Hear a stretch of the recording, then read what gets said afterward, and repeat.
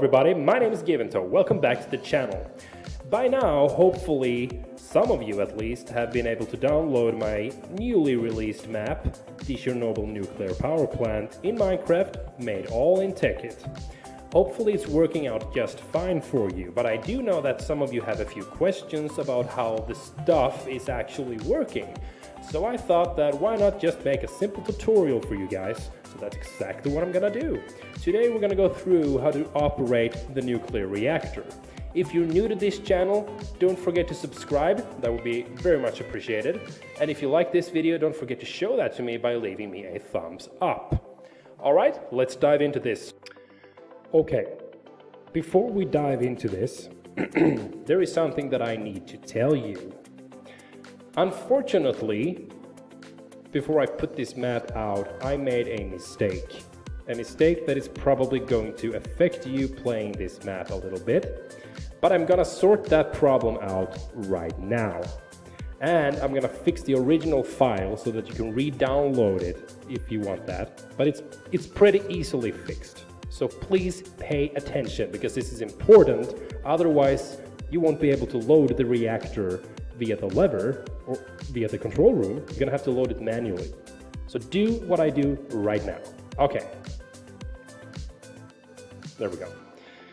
What I did, the mistake that I made, was that I put the ejector that I'm holding in my hand in the wrong fucking direction. I put it, what you're seeing right now is correct. But on the released map version, this one is, facing the wrong way. The gray part is facing the wall, and that's where things kind of come out, So, which means that when you pull the lever, nothing happens because there's a wall in the way. So what you gotta do is that you gotta delete the ejector. You see, all the uranium rods are right there. So this is the proper way. This is the way it's supposed to look like. So go ahead and change this. This is only in Central Hall number 4. So it's just 2 blocks that you gotta change. Open the menu and search for ejector. This item right here. Delete the ejectors that are already on the wall and put them so that they look like this, facing this way. The gray part needs to be outwards, okay? Step number 2, put uranium cells inside of the ejector, like this. Unfortunately, you can't stack uranium cells on top of each other, so you're gonna have to use up your item box like this. And as you can see, we filled it up completely. Now, let's make our way back to the control room. Now we are in control room number 4. So what we're gonna do now, look at this.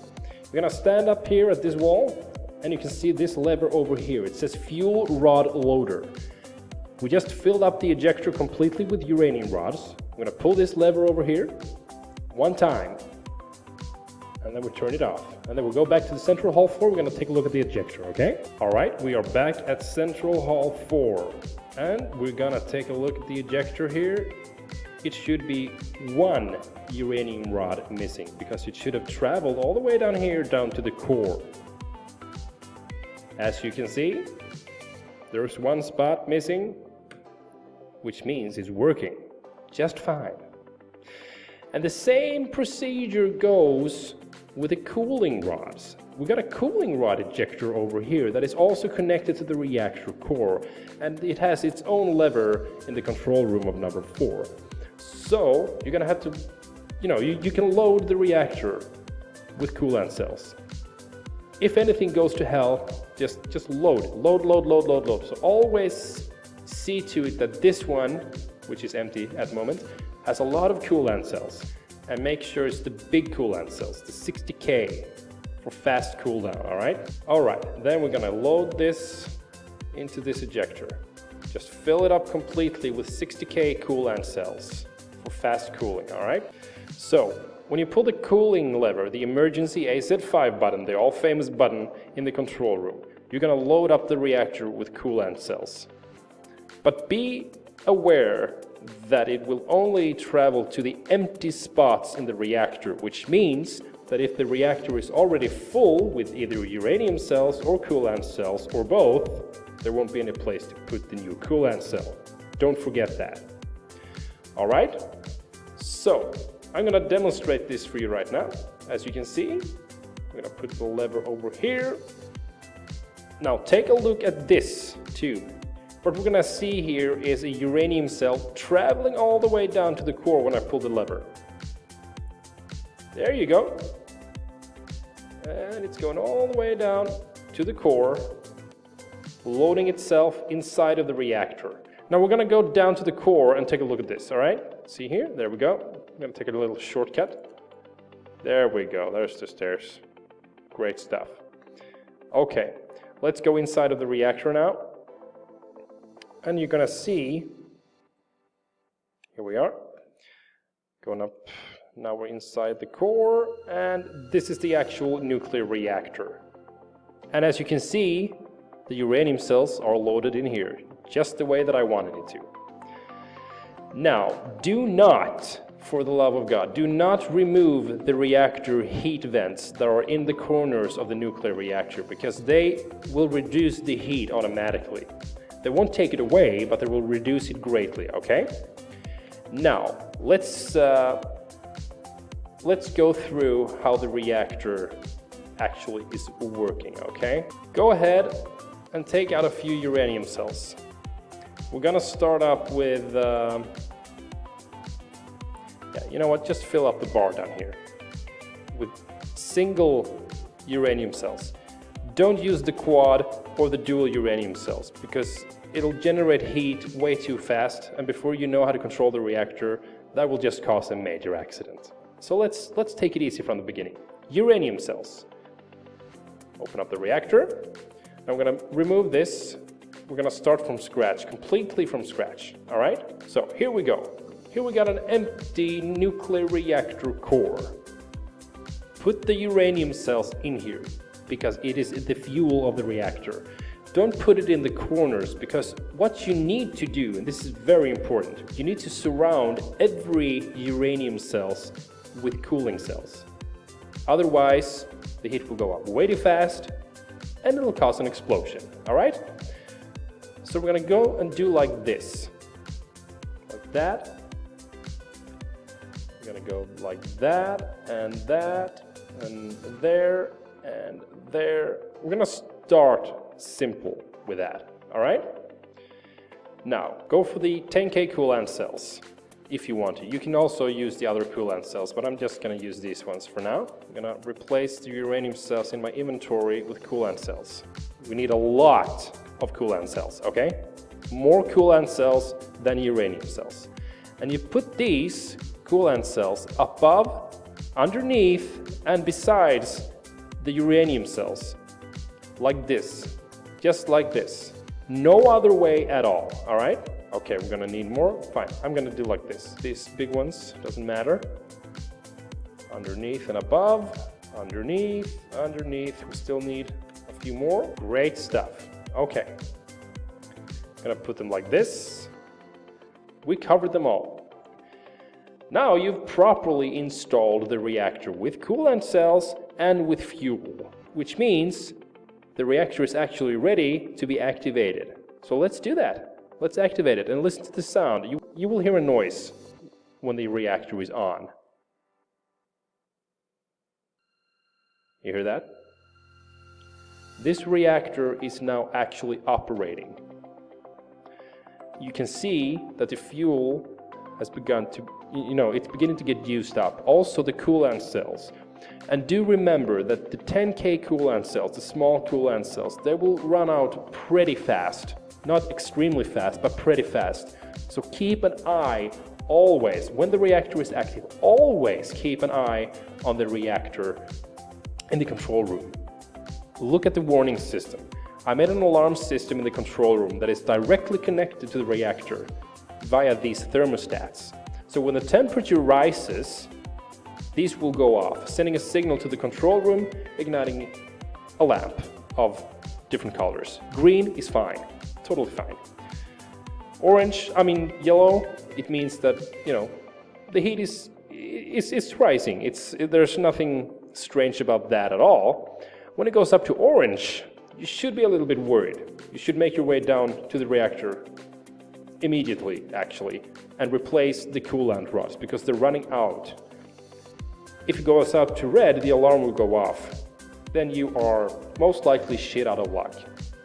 You probably won't make it in time to the, to the core to turn this shit off, because it means that it's burning and it will blow up eventually. You might have maybe 30 seconds from the red light goes on.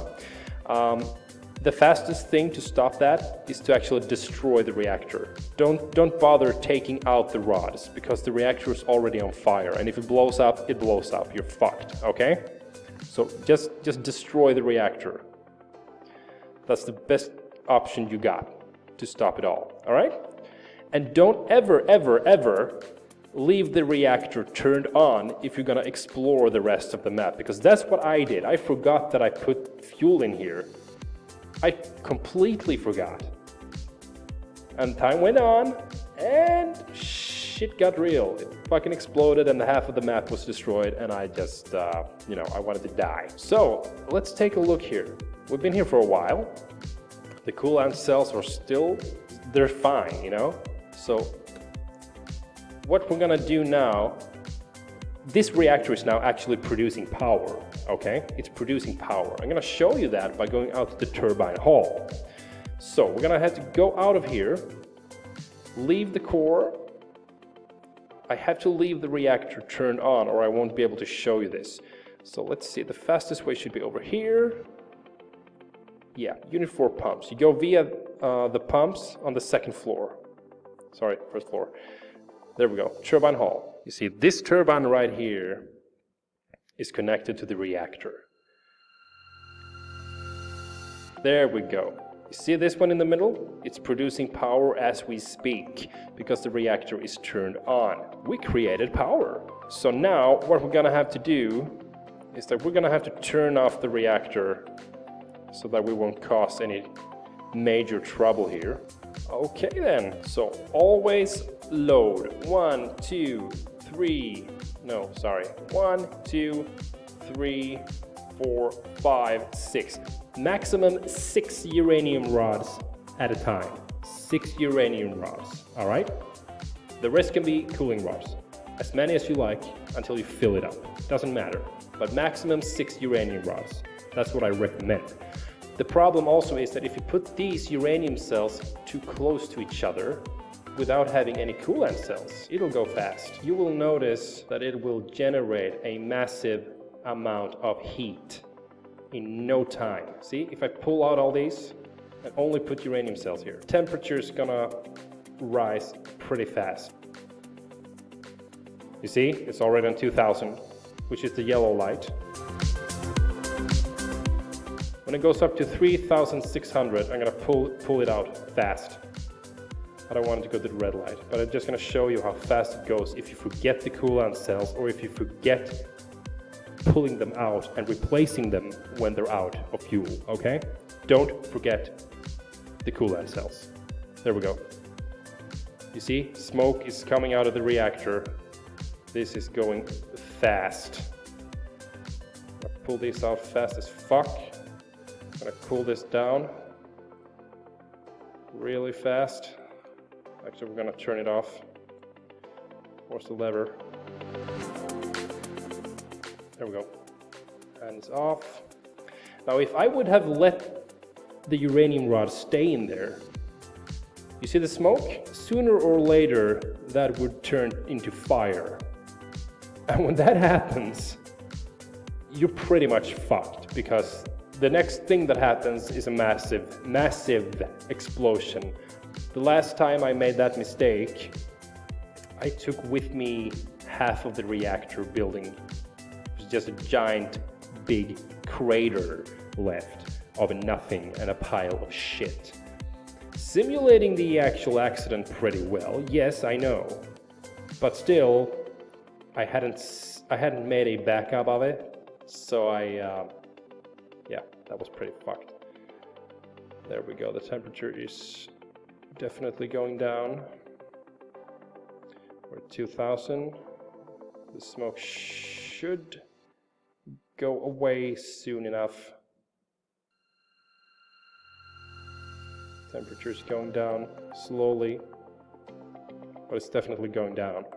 This one will always be on because it's at 0, because the green light should always be on in the control room, all right? There we go. There we go. Thank you. Now I'm calm again. Now I'm calm, okay? That is it for this tutorial, everybody. Thank you so much for watching. If you have any questions, please leave them in the comments down below. If you haven't subscribed already, don't forget to do that. And if you do, don't forget to turn on your notifications and you won't miss out on any new important videos just like this one. There will be more tutorials in the future to come. And if you like this video, don't forget to show me by leaving me a thumbs up. That would be very much appreciated as well. And as always, have a great evening and I will see you guys in the next video. Bye-bye.